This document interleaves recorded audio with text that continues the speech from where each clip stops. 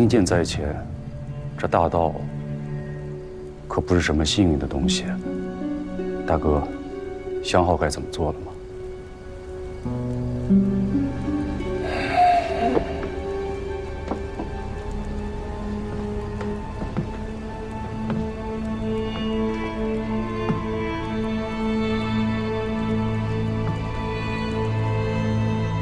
传赵普。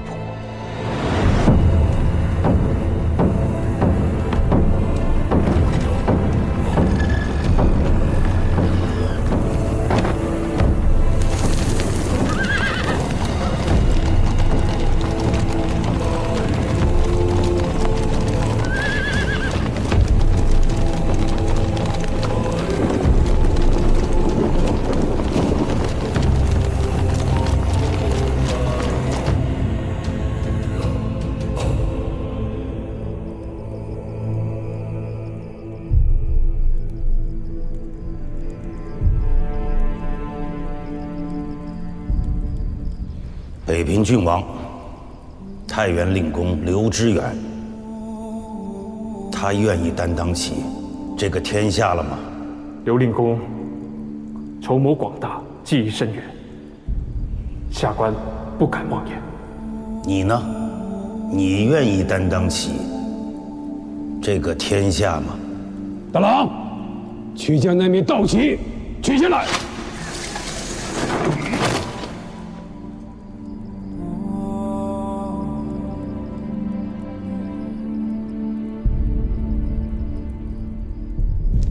这个天冻死了。是啊，大郎喊我们来干嘛呀？不知道啊。这外边天这么冷，二郎这要去哪儿啊？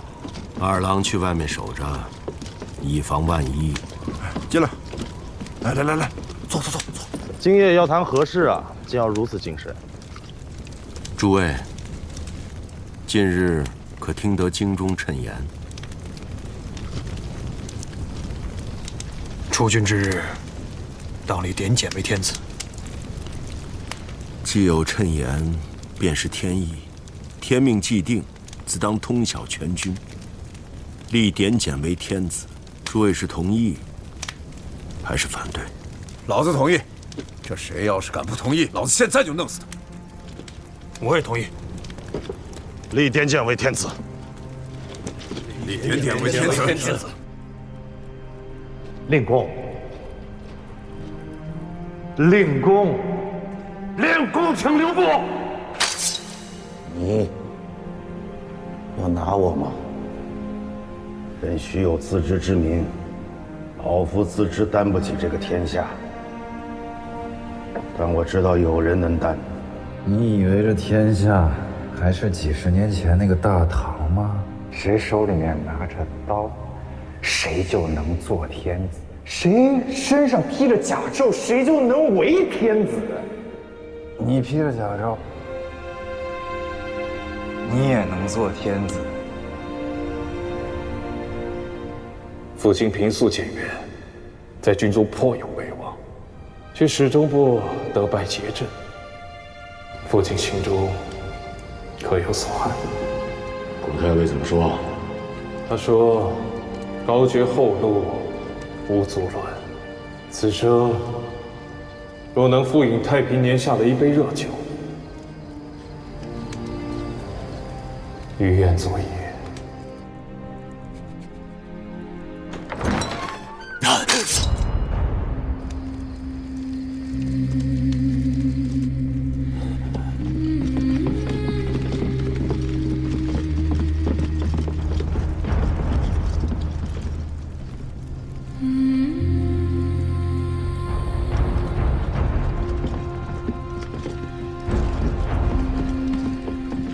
阿兄，子时了。大郎，外长已经准备妥当。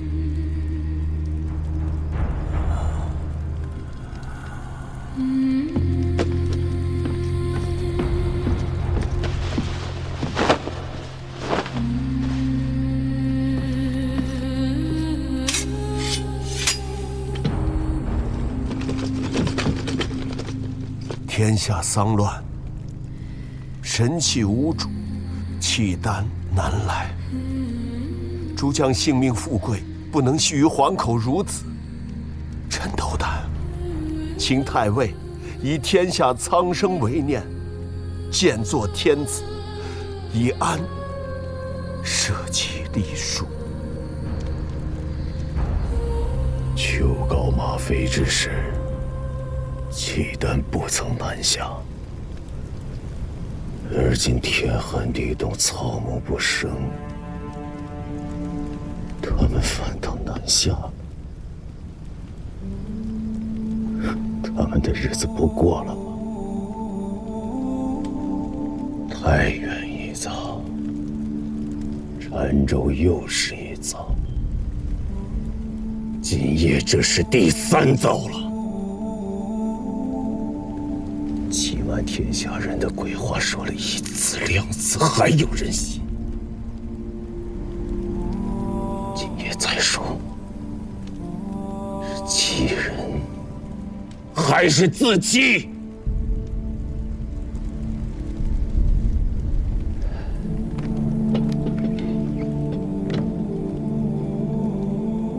我可以做这个天子，却不是为了尔等的富贵，而是为了使尔等一日再不必有今日这一遭，是为了这个纲常颠倒、太阿道持、苍生离乱的世道再不要回来，是为了2代先帝辛苦缝补了10几年的破烂天下能像个样子。今日我许了尔等的拥立之功，却是为了使尔等一日再也立不得这样的拥立之功。如此，你们还要立我为天子吗？臣生于末世，长于离乱，能得奉盛世之君、太平天子，是臣之幸，三军之幸，万民之幸，天下之幸。请陛下提黎庶之艰难，兼作大宝。陛下，万岁万岁万！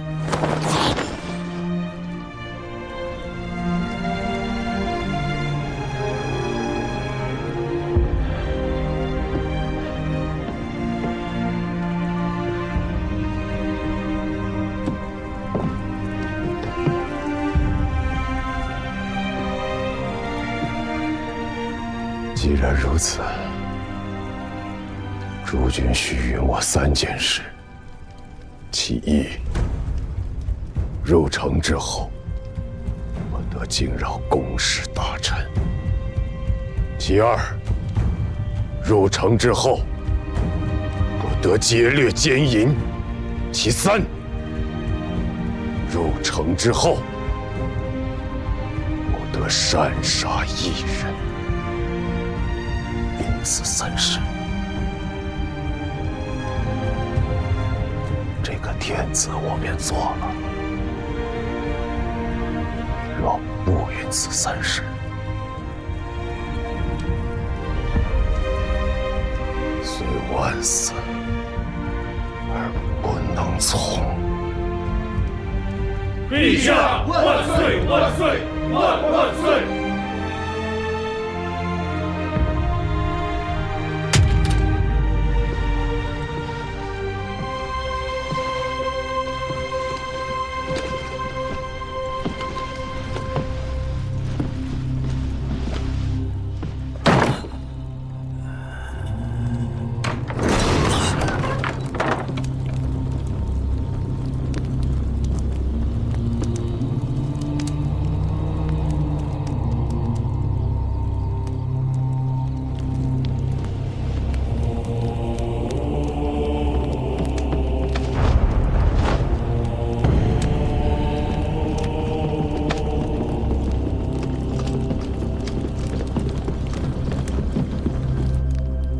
点检为归德军节度使，镇宋州。殷商苗一封，社稷为宋。今三军用命，天下归心，当以为神器之主。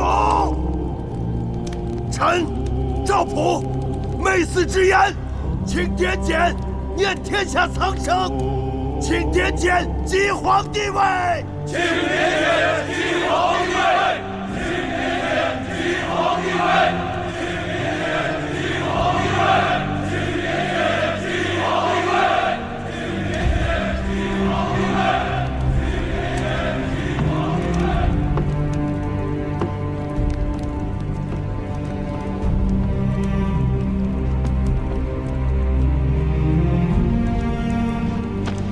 大宋天子万年！大宋天子万年！大宋天子万年！大宋天子万年！大宋天子万年！大宋天子万年！大宋天子万年！大宋天子万年！公元960年正月，赵匡胤与陈乔义发动兵变，率军回师汴京。即皇帝位，定国号为宋。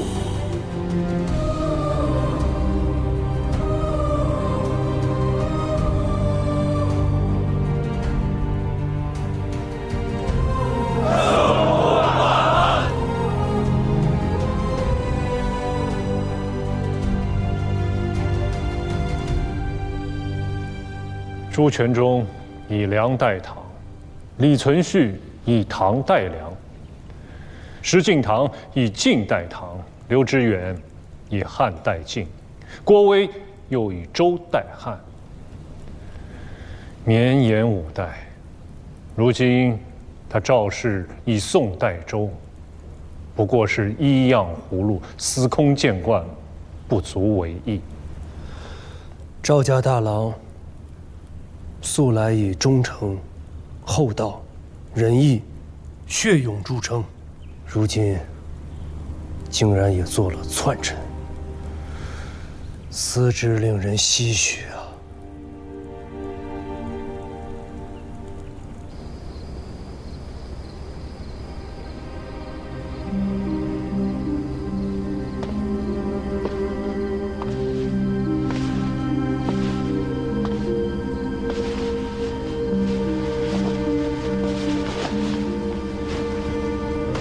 心里头不太舒坦。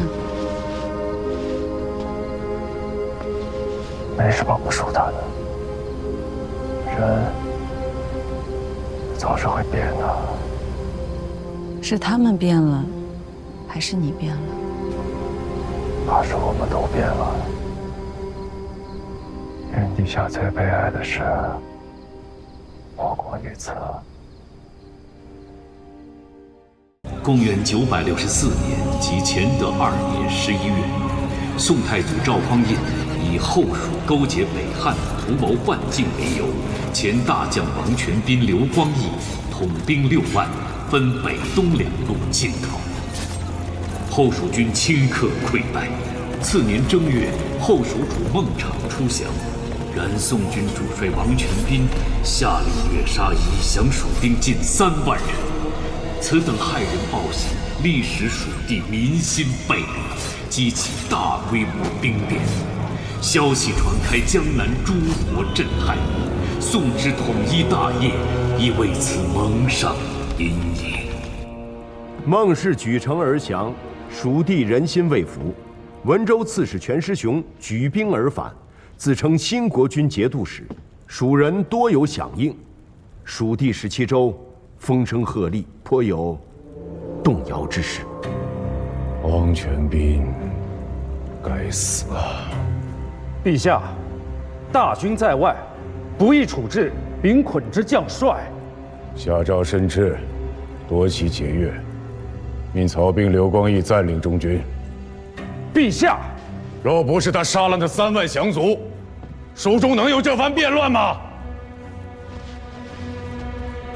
？3万人啊，那可是3万条精壮的汉子，便是拉去垦荒，顷刻间也能垦出万顷良田。3、5年间，朝中可多出上百万户的粮米捐赋，更别说，在这3万人的身后还有数十万的妇孺。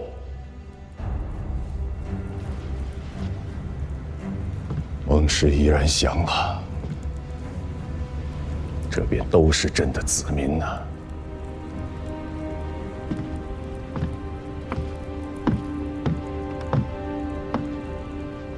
王孟两家在蜀地经营了几十年，人丁户口颇有滋生，粮秣甲仗多有机灵。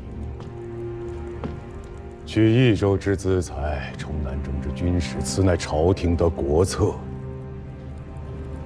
可他王全兵倒好，一通大杀，杀得田亩之间再无劳力，杀的妇孺皆视朝廷为寇仇，再加上全师雄这一乱，蜀地怕是没个3、50年缓不过这口气呀。朕只怕天下都定了，川蜀依然是朝廷的祸乱之源。100年、200年，朕不知道何时能够平息。陛下息怒。他杀了3万人，遗天下300年之大祸患。朕没有当即砍了他，依然是看在阿爹的面子上了。兵交将汉，兵为将友，上下裹挟。此中唐以来200年之积弊，白马亦如是，兴教门亦如是。长安天子魏博压兵，5代以来鼎益之机莫不如此。王全斌是自兴教门之变过来时的老人，积习难改而已，并非出于顺逆之心。朕不在意他的顺逆之心，朕在意的正是相公方才所言“积习难改”4字。子平以为呢？陛下，秋岁将至，正是取士之时。臣请旨开长科，以录天下文士，足国家全选之采用。朕问你如何处置武将，你却说要开科取录文臣，薛钦这糊涂装得好啊！文武之道，一张一弛，岂曰糊涂？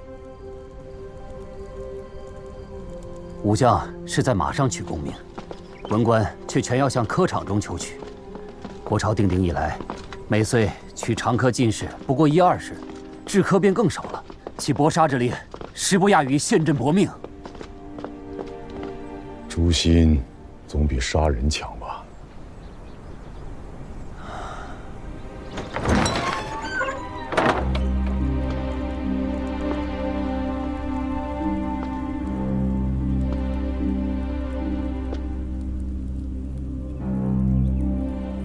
你父亲是世宗皇帝的股肱之臣，若不是他用谋划策，便不会有殿前司，也不会有朕这个都点检，自然也不会有点检为天子。臣不敢。你是不敢，但尔父未必不敢呐。尔父若在，可以治武臣，可以削藩镇。尔父若在，朕不得着此意。今岁取进士18名，余者沉沦下列，皆太职。朕年少时有幸在冯令公身边随侍着办，那个时候，冯令公与朕讲为将之道，取用了《韩非子》里的一句话，朕直至今日有铭记在心呐。故民主之礼，宰相必起于州部，猛将必发于足物。回禀陛下，冯令公之言系万世之法，不过，非不为也，实不能也。何解？自中唐以来，受节度使以经节，委治地方，清民官大多出自幕府，再加上于今四海分崩，列国分据，国朝所辖县制不过600余，吏部所能出官者，实不足200。朕所知600余县，而今后蜀已定，那便是700余县。常科取进士，每岁不过10-20人，太少了，不足用。清民官还得用读书人呢，需缓缓图之。哎，这些诗文朕都看了，写得不错，可不会作诗，未必不会做事吧？常科取士，需酌情放宽一些。常科乃伦才之典，深言疏判，允德允贤，以诗赋取之，乃大唐之固典。吾得少才之辈，不得跻身其中，此天下法，虽人主，不得轻易之。方才卿言，沉沦下列者太之，那究竟太去了多少人？今岁与常科之士者，共计378人。取中18人，太去了360人，20取1，此非圣世之法。彼辈既乏才略，焉可领土治民？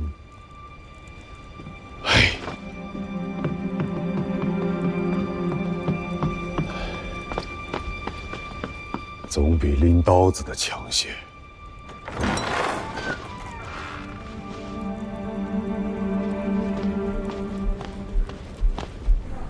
薛子平之贡举，用典上稍差些，都要列为下等，就更不要提诗赋了。自古诗文无第一，边塞诗凭什么就要低太白一等？就是啊，一开口便错了。自冯令公以来，独推杜工部，什么要塞，什么太白，都是浮云。池中鱼鳖应相和，从此方知有主人。冯令公自家作诗，却也不学杜工部，偏生要为难我等。冯令公所言鱼鳖，骂的正是耳背。司马普，老兄赴常科应试有40年了吧？你这般懂得冯令公的诗，他老人家为相30年，也不见他取你做进士，做得一官半职。少年人手不能提，肩不能担，不能术数不知民情，诗文做得再好，也是废物。冯令公为何要取我做官呢？自是在无一众，确乎是个废物。700年前，司马氏做天子，40年而天下大乱，乃是废物。现在700年后，司马氏赴中科，40年不得中啊，亦是废物。这700年的废物，真的是前无古人，后不追来者呀！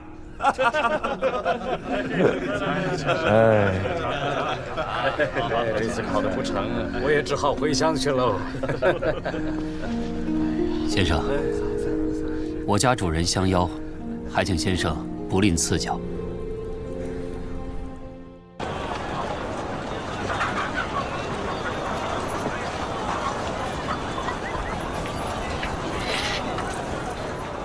尊驾是？同是常科沦落人，先生请就坐。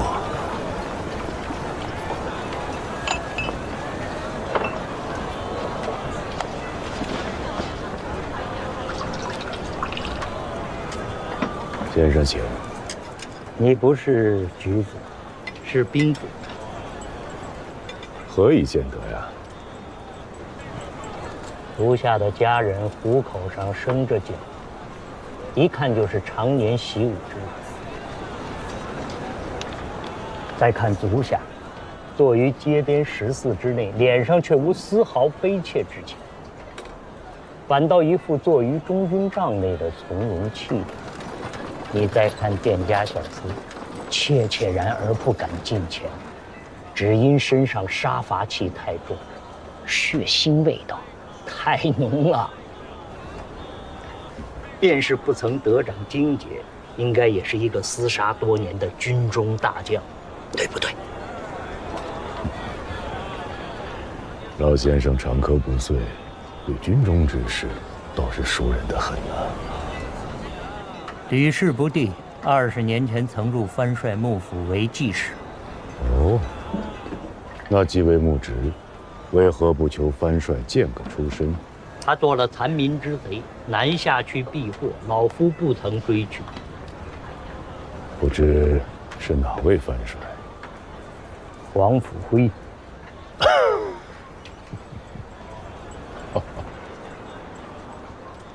这位藩帅那可是能与当今天子临阵致师的猛将啊！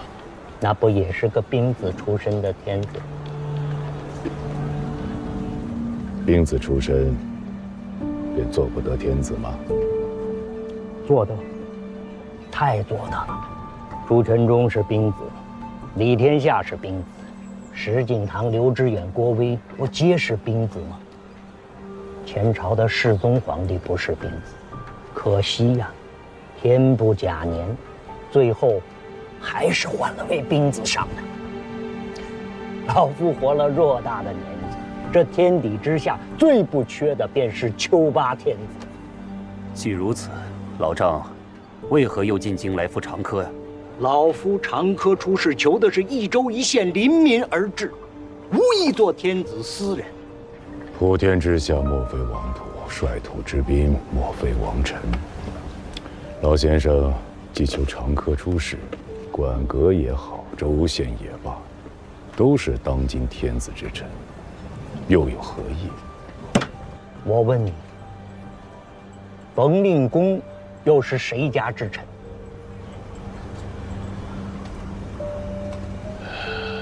天下板荡，大道风起，兵强马壮者为天子，圣道不存，奉一人者为鹰犬耳。当效冯令公，奉天下梨树而臣之。我说的不对吗？你随我来。